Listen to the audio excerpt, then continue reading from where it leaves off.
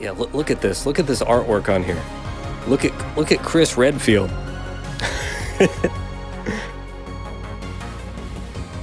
This is from April of '96. Other way. See that? April of '96. As soon as you open it up, look.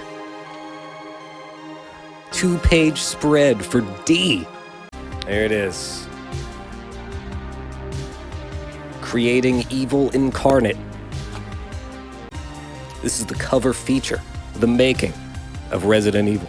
Alright, the leader of Resident Evil's design team tells GamePro about their terrifying new PlayStation game. What do Resident Evil's bloody butchery and macabre mutants share in common with the bouncy Super NES games Aladdin and Goof Troop? It's hard to imagine, but the two cheerful cartoon romps and the wickedly compelling Resident Evil were concocted by the same creative minds. Capcom's Shinji Mikami and his game development team in Osaka, Japan.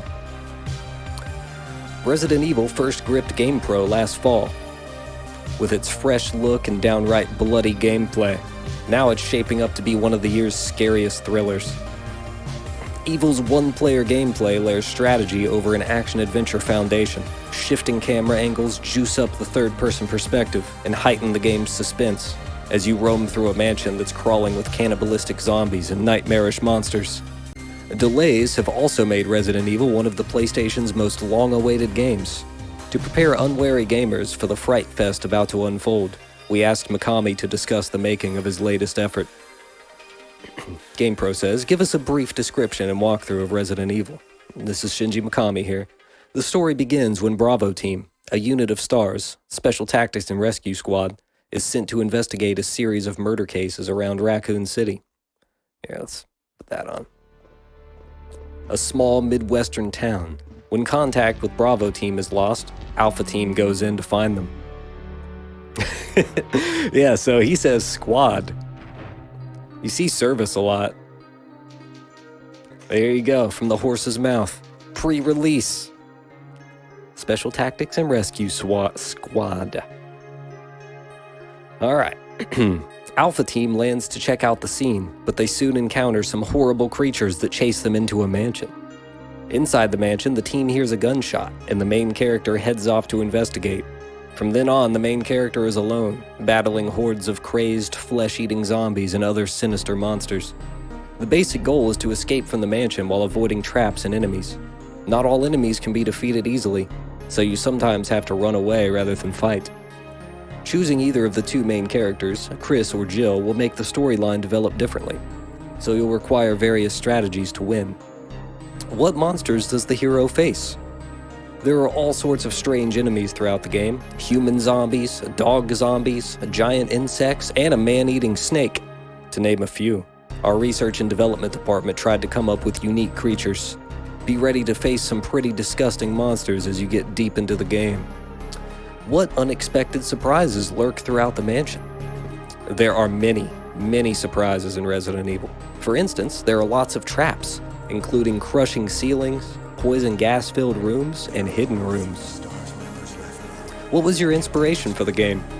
My main inspiration was Zombie, a famous Italian horror movie.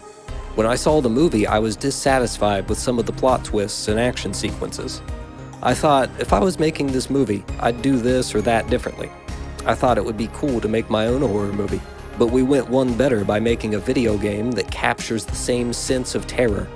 I want Resident Evil to give the player the feeling that he's the main character in a horror movie.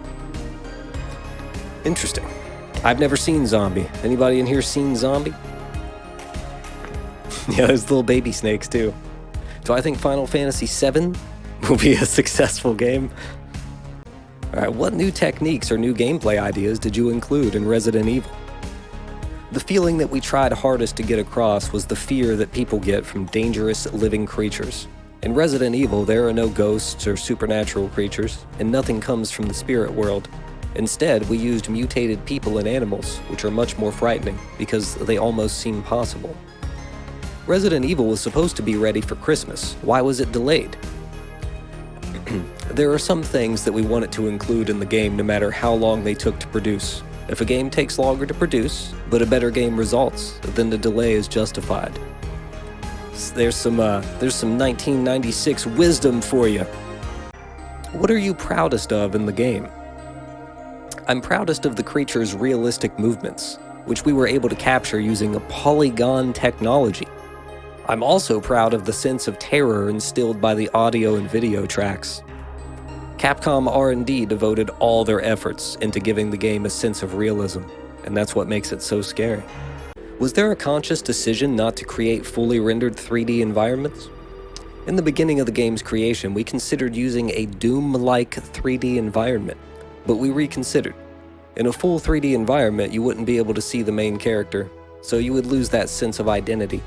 It's also hard to build the kind of fear that we were going for. We decided it would be more frightening to have the camera suddenly jump to a different view to heighten the suspense.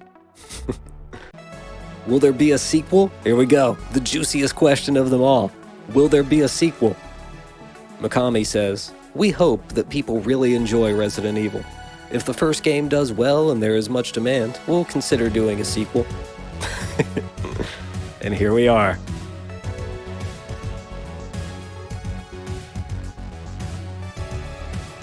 In 2021. Full-page Blockbuster ad with the coupon still intact. Roast a few weenies tonight. Look at this. Look at this guy. Look at him roasting this weenie over here. Just a charred couch right there, where his friend used to be. You dying to burn a few buddies on a next-generation system, but can't decide on which one? Before you blow a wad of cash, check them out at Blockbuster Video first. Rent a Sony PlayStation or a Sega Saturn system and 2 games for 3 evenings at a price you can't pass up. And if you're still looking for some 16-bit action, we have plenty of that too. So come on in and start cooking tonight. Good old sock and sandal combo, yep. Blockbuster Video, the source behind the force. And here's the coupon. It expires April 30th, 96. PYST. Ba-dum-tsh. It's available now for $245.75. It's 0 players. 0 players. Got 'em. Snowjob. For the 3DO. Major companies like Nintendo, Sega, Time Warner Interactive, Acclaim, and Electronic Arts spend millions of dollars each year promoting their products. Unfortunately, not all of those dollars get positive results. We've received hundreds of letters in the past year from angry readers who were disgusted by what they saw in print ads. Josh Peterson and Jim Mayfield identify one culprit in their adjacent letter: Sega. Sega has attacked Nintendo in its ads for years, and for a while the ads worked. Sega managed to pull even with the reigning video game champ back in 1993 to 94. Its aggressive MTV-style ads with an attitude even forced Nintendo to reply in kind, resulting in Nintendo's confrontational SNES versus Genesis comparisons that ran in 1994. Yeah, Seraphim? You were mad, you went to the post office, you bought a stamp mad, you wrote a letter mad, you mailed that letter mad. By far, the most complaints we received were for 3 ads that ran in the last half of 1995. Kimco's Say No to Crack butt photo for Virtual League Baseball was deemed too disgusting by most readers. And Crystal Dynamics' Bug Food Gex ad bugged readers who thought the toothy close-up was tasteless. The all-time leader in ad complaints? When readers got a whiff of Nintendo's noxious Earthbound ad in our September 1995 issue. They flooded our hallways with ink about the stink. The message here was that magazines should be sent without scent. So, there was an Earthbound ad that was like scratch and sniff, and I guess it smelled awful, and everybody that got this magazine got mad. On the positive side, Sony has generated months of curiosity with its Enos Lives campaign. We discussed the ongoing mystery in our December 95 issue. More ideas are given on this page. Lacking an identifiable mascot a la Mario or Sonic, Sony needed something enticing to drum up interest in its new 32-bit PlayStation. It seems to have struck a mild chord with Enos, whoever that is. and the company did it without offending any readers, insulting another company, or filling the room with toxic gas. For many readers, that qualifies Enos as a modern-day advertising hero. As far as ads go, maybe Enos stands for every new organization's standard. The cutting edge. Low-cost PCs called network computers will lead the way to electronic entertainment via the internet. Are we ready for this? All right. Just when you thought it was safe to come out to play after the onslaught of next-generation video game systems, here comes another one. This one's called the Network Computer, NC. With NCs, you won't access gameplay via a cartridge or a CD. These are dedicated systems that plug you directly into a hot new source of electronic entertainment, the internet. Blast from the past. The notion of creating hardware dedicated to accessing electronic entertainment from online sources isn't new. Just ask Nintendo and Sega. NC Master Race. What's up, Fernandov? GamePro predicted Steam. They're pretty much exactly what they're talking about here. The notion of, when Nintendo debuted the 8-bit NES in Japan, it was dubbed the Famicom, short for Family Computer. Examine the 8-bit NES and 16-bit SNES closely, and you'll uncover the famous mystery ports, which were always intended for online connectivity. Nintendo's scheme called for video game systems to become multi-purpose, easy-to-use computers for the family, with the key being connectivity to databases and electronic media content from online sources. Sega had its designs on online game functions too, as anyone who lusted after a Genesis telemodem will tell you. Sega and Nintendo had the right idea. What they didn't have was the internet. Wired to the web, electronic entertainment content on the internet's World Wide Web is evolving now. As we described in the last issue, see Cutting Edge, March. You can play games now, but in the future you'll be able to download music, movies, productivity software, and more. NCs will facilitate web access by being easy to set up, use, and buy. In fact, most plans call for network computers to sell for $500 or less. NCs will be less powerful than PCs, and they'll connect to a TV or a computer monitor. Most network computer schemes this isn't even talking about like Steam-esque stuff.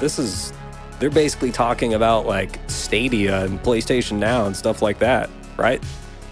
They're talking about like Amazon Fire Sticks. GamePro was, they were on one back in '96. They knew what was coming. They're talking about server-side content streaming. NCs.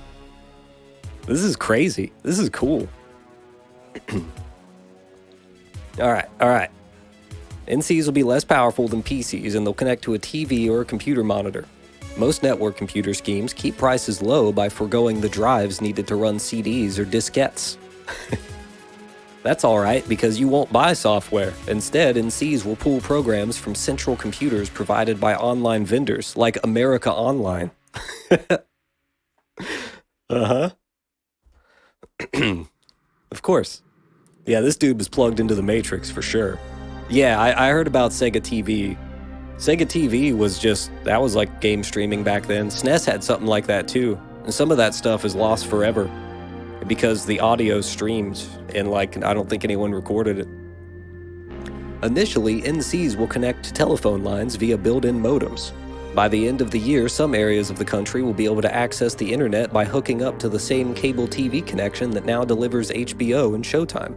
Such connections will require a special cable modem, which will be built into NCs. Cable modems will amp your web access to warp speed. Yeah, this is from April 1996, you guys. I'm impressed by this. I'm very impressed by this. This was written by the Whizz.